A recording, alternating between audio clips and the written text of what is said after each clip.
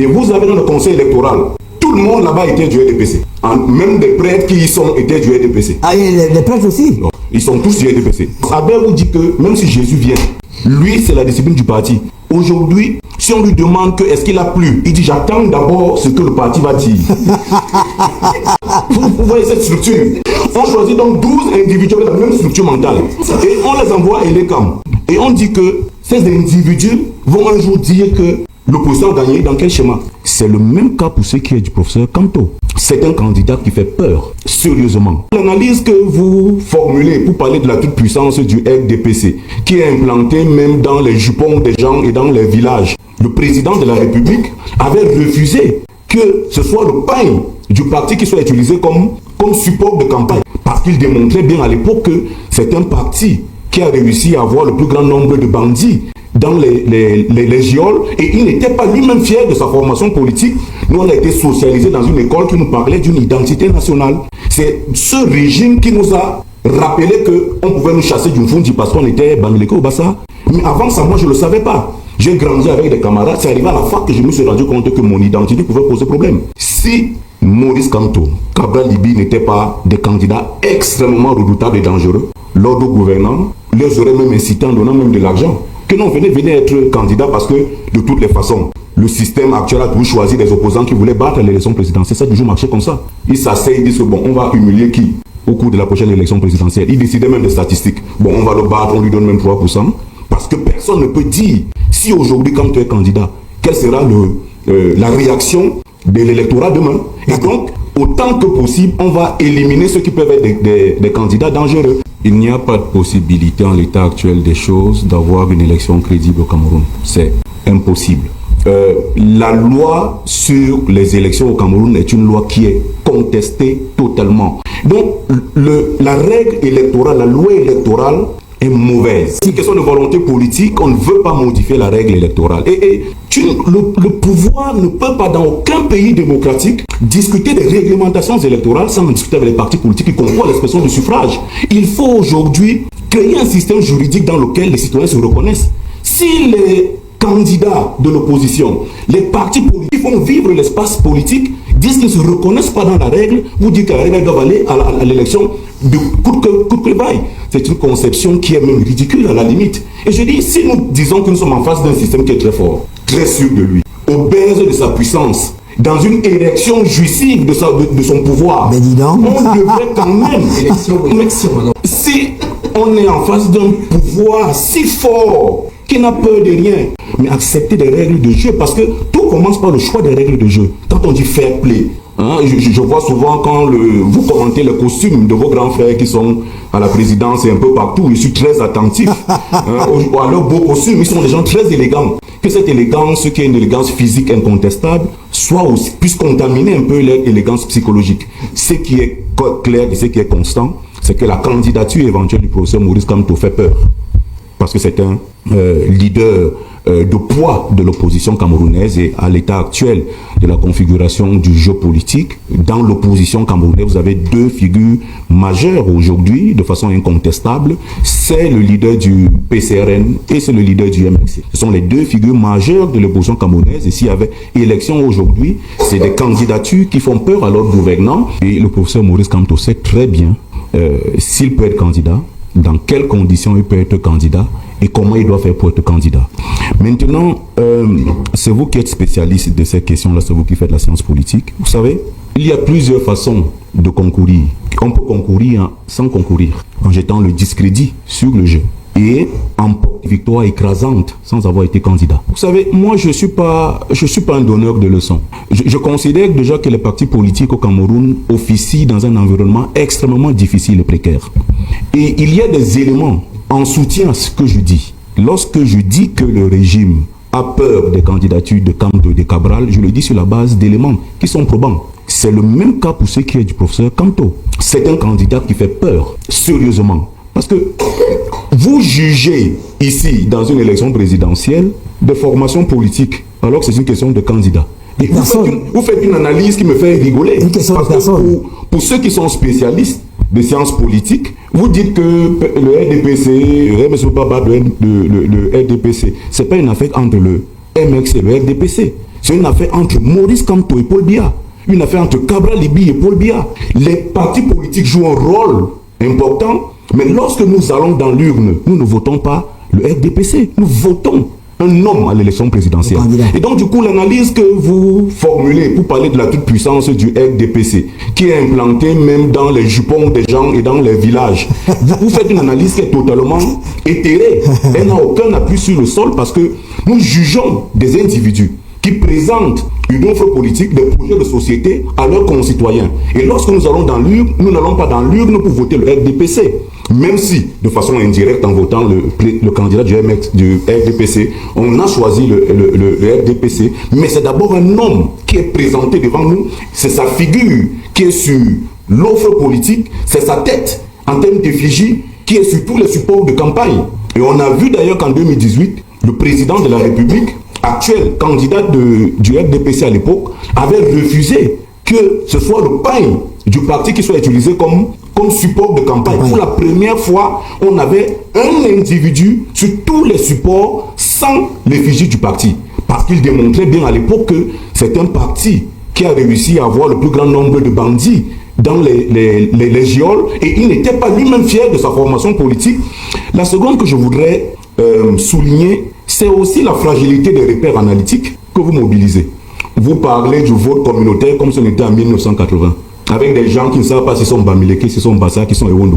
Les gens que moi j'enseigne aujourd'hui, qui ont 20 ans là, qui font des masters, vous lui parlez du vote du village, il n'est jamais allé au village. Il est né à Yaoundé, il est né à Douala, il ne connaît pas vos affaires là. Il s'appelle Mbida Makon, l'autre s'appelle Ngango Yumbi, l'autre s'appelle Akam Kwedi. Donc vous avez des gens comme ça qui sont des citoyens de la République.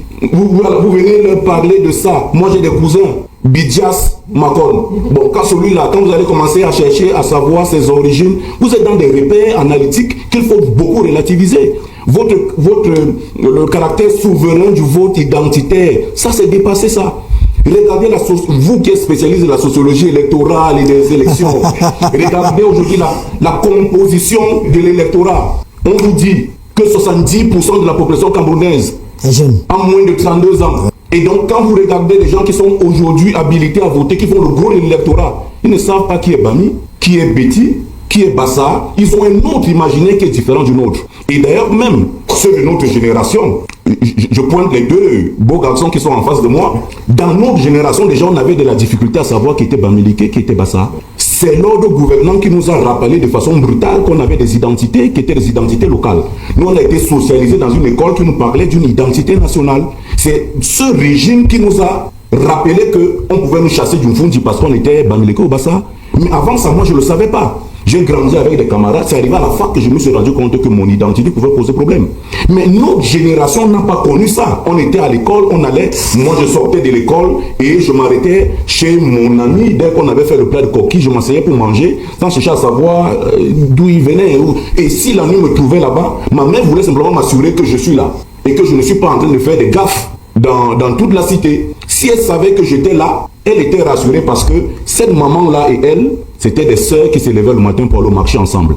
Et donc, on était socialisés dans cet espace-là où nos identités villageoises n'avaient pas d'impact sur... Non, le vote communautaire est un peu largué pour cette élection. Il faut relativiser ça. Ça intéresse les gens qui ont 50 ans, 45 ans, qui ont encore ces repères villageois-là. Je suis Bamileke, comme Makone aussi Bamileke, on peut s'entendre. Bon, je suis Betty, ça sont des repères qu'il faut vraiment relativiser aujourd'hui. Je ne dis pas qu'ils ne sont pas pertinents, mais il faut relativiser leur poids sur le jeu électoral. Et donc, sur cette question-là, je sortirai en disant que si Maurice Kamto, Cabral Libby n'étaient pas des candidats extrêmement redoutables et dangereux, l'ordre gouvernant les aurait même incité en donnant même de l'argent. Que non, venez être candidat parce que, de toutes les façons, le système actuel a toujours choisi des opposants qui voulaient battre l'élection présidentielle. Ça a toujours marché comme ça. Ils s'asseyent, ils disent, bon, on va humilier qui au cours de la prochaine élection présidentielle. Ils décidaient même des statistiques. Bon, on va le battre, on lui donne même 3%.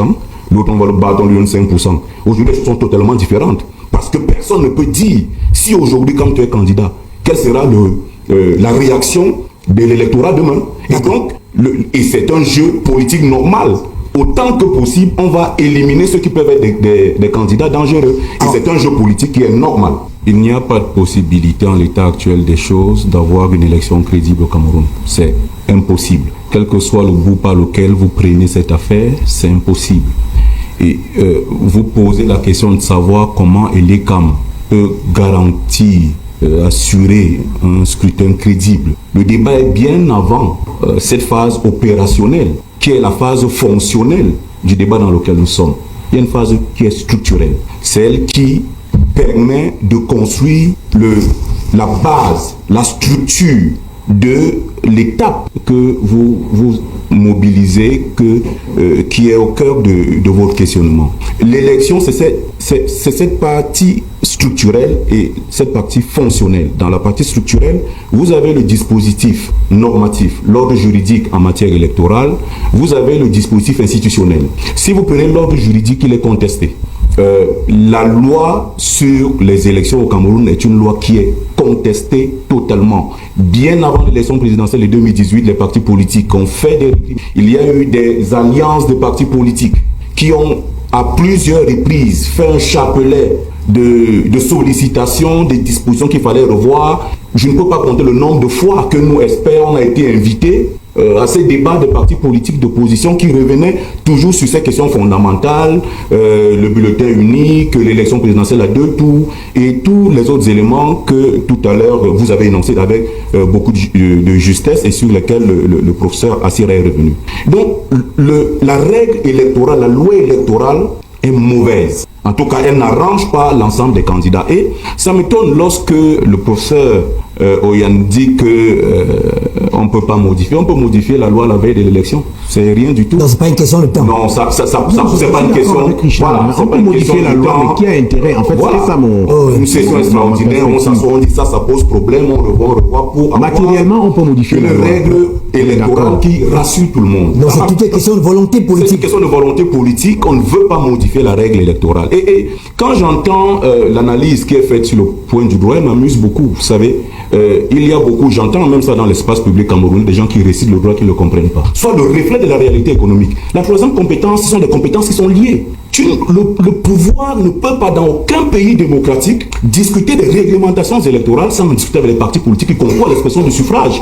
Et donc, voilà les différentes compétences. Mais l'analyse juridique, un peu vieillotte là, héritée des Burdeaux et des autres là qui parlent d'une compétence strictement exclusive, qui fait penser que le président de la République, en tant que président, a l'autorité de faire du droit ce qu'il veut. C'est faux. Et encore plus, si on dit qu'on est dans une démocratie qui est essentiellement formelle et procédurale, cette démocratie que nous contestons, qui a créé tous les problèmes que nous voyons en Afrique, il faut aujourd'hui créer un système juridique dans lequel les citoyens se reconnaissent. Si les candidats de l'opposition, les partis politiques font vivre l'espace politique, disent qu'ils ne se reconnaissent pas dans la règle, vous dites que la règle doit aller à l'élection de coûte que vaille. C'est une conception qui est même ridicule à la limite. Et je dis, si nous disons que nous sommes en face d'un système qui est très fort, très sûr de lui, obèse de sa puissance, dans une élection jouissive de son pouvoir, mais dis donc, on devrait quand même si on est en face d'un pouvoir si fort qui n'a peur de rien, Cabral c'est du menu flotteur, pour ce Kanto c'est une brindille, ils sont si forts, mais accepter des règles de jeu, parce que tout commence par le choix des règles de jeu. Quand on dit fair play, on est là en face des gens qui doivent être élégants. Hein, je vois souvent quand vous commentez les costumes de vos grands frères qui sont à la présidence et un peu partout, je suis très attentif à leurs beaux costumes. Ils sont des gens très élégants. Que cette élégance, qui est une élégance physique incontestable, puisse contaminer un peu leur élégance psychologique. Si on est si fort, si on est si sûr de sa force, on crée quand même un système où les règles de jeu quand même sont minimalement respectées. Dis maintenant, comme mon frère Oyan le dit, que non, pour qu'on ait des élections crédibles, il faut que tout le monde accepte des règles de jeu. Comment? Vous avez l'ECAM, le directeur général est nommé comme le président de la République. Bon, pour un organe indépendant, on aurait encore pu faire un simulacre en disant qu'on a un dosage, certains nommés par le Parlement, certains nommés par la Cour suprême, d'autres par le Conseil constitutionnel, d'autres par des instances totalement indépendantes. Société civile, par exemple. Voilà, et qu'on décide que toutes ces personnes nommées décident de choisir le directeur général. On aurait eu une institution crédible comme ça se fait ailleurs. Chez nous, on a décidé que le président de la République, qui nomme aux emplois civils et militaires, article 8 alinéa 10 et article 10, va même nommer celui qui est chargé d'arbitrer le jeu. Paradoxe de paradoxe. Et vous avez dans le conseil électoral Tout le monde là-bas était du RDPC. Même des prêtres qui y sont étaient du RDPC. Ah, et les prêtres aussi? Non, ils sont tous du RDPC. Vous avez donc des gens, moi c'est la première fois que j'apprends qu'on peut démissionner d'une idéologie. C'est-à-dire quelqu'un démissionne d'une... Vous avez déjà vu ça où? Où quelqu'un démissionne d'une idéologie, on dit non parce que par la vertu de la nomination est un exorcisme qui va enlever de son esprit ce à quoi Albert pense. Albert vous dit que même si Jésus vient, lui c'est la discipline du parti. Et vous dites qu'un individu comme ça, avec cette structure mentale, entre dans le conseil électoral, avec cette structure mentale-là, je ne voudrais pas utiliser le terme que mon grand frère Jésus donne pour qualifier cette structure obscure. Mais vous avez donc des gens qui ont cette structure mentale. Albert, dont l'intelligence est incontestée, brillant sujet, a réussi à être bridé. Aujourd'hui, si on lui demande que est-ce qu'il a plu, il dit j'attends d'abord ce que le parti va dire. vous voyez cette structure. On choisit donc 12 individus avec la même structure mentale. Et on les envoie à l'ECAM. Et on dit que ces individus vont un jour dire que l'opposition a gagné dans quel schéma. Ils peuvent faire toute cette litanie parce que ce sont les recommandations des partis politiques. Ils disent, monsieur le président, voici ce que les partis politiques disent. Mais entre relayer ce que les partis politiques disent et être arbitre régulier du jeu, mais c'est deux mondes. Les mêmes individus, quand ils vont se retrouver avec le même esprit qu'ils ont hérité, ils savent tout ce qu'ils doivent faire, c'est le pourcentage. Ils doivent gagner de combien? C'est là le débat. Donc, quel que soit le schéma que vous pouvez faire, il ne peut pas avoir d'élection crédible. Et le dit n'est pas être ennemi de quelqu'un. Le dit, c'est simplement aider les pouvoirs publics à nous éviter des contestations inutiles. Parce que qu'est-ce qui va se passer? On n'a pas besoin d'être devin. Quel que soit celui qui ira à l'élection, la première chose qu'il va faire le soir de l'élection, c'est peut-être déclarer qu'il a gagné. 2, commencer à dénoncer les fraudes massives. Parce que, et je sors par là, moi, il y a des chefferies dans mon village dans lesquelles on vote. Bon, c'est vrai que chez nous, on dit que ce sont des sociétés acéphales. Mais moi, je serais quand même mal à l'aise d'entrer dans la chefferie de mon cousin, Joseph Raoul Macondo. L'urne est posée devant sa maison. Elle est du PCRE, non? Il est chef de village. Ah, et il y a les bureaux de vote sont sous son territoire de compétence. Il a beau être mon cousin. S'il me voit venir avec un bulletin de l'opposition, il peut me balancer une fatwa. Et je ne peux pas chercher à avoir le problème avec mon cousin. Vous avez donc cette configuration territoriale qui fait que de nombreux Camerounais votent à l'intérieur des chefferies. Vous êtes sérieux? Ils décident d'abord de la division, ils décident des circonscriptions territoriales, ils décident des règles de jeu, ils décident de qui on nomme, ils décident de qui. C'est une vaste plaisanterie. Donc dans la configuration actuelle des choses, on ne peut pas avoir d'élection crédible. Elle ne peut pas être démocratique, elle ne peut pas être libre, elle ne peut pas être transparente. Mais comme il faut qu'on aille à l'élection, allons-y. Mais ne parlons pas de liberté, de crédibilité, de transparence ou de justice ou d'équité en matière électorale. Ça, c'est votre avis. Albert Ayomba. Je ne sais pas quelle hardiesse vous attendez du Conseil constitutionnel. Même Kabak alors. Je ne sais pas quelle hardiesse, quelle audace vous attendez d'une instance d'une telle configuration.